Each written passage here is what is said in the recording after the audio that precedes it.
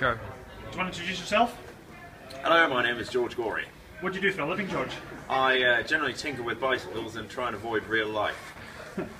So you are a professional bike mechanic. I'm a professional bicycle mechanic, yes. So how do you balance sort of riding and racing around work?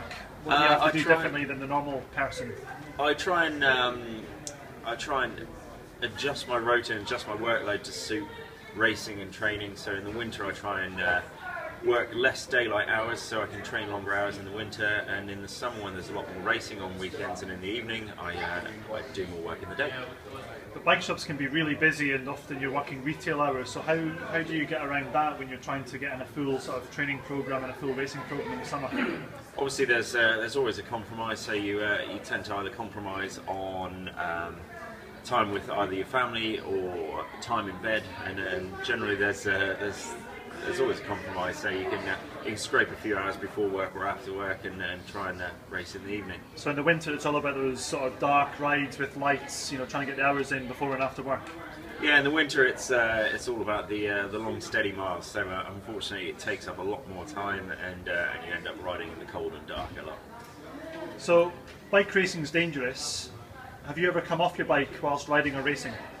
Yeah, bike racing is obviously very dangerous. You tend to try and zero out the danger, but there's various bits of my body missing because of bike racing. What's been your worst accident or crash?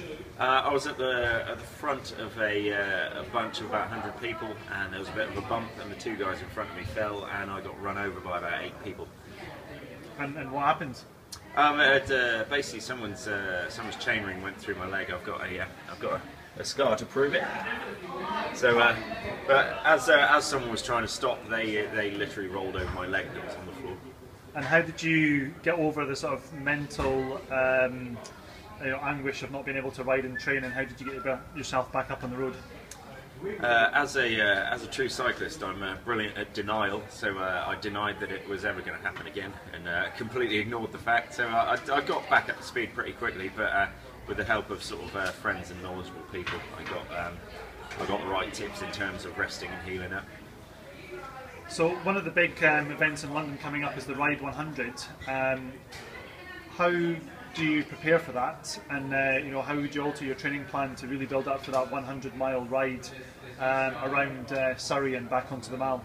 Well, with the Ride 100, it's obviously going to be very different to the circuit racing and the track racing we've been doing, which is predominantly very short, intense races. So it will be backing off some of the intensity and just adding some longer miles and longer hours, just trying to mimic the amount of time you'd spend on the bike.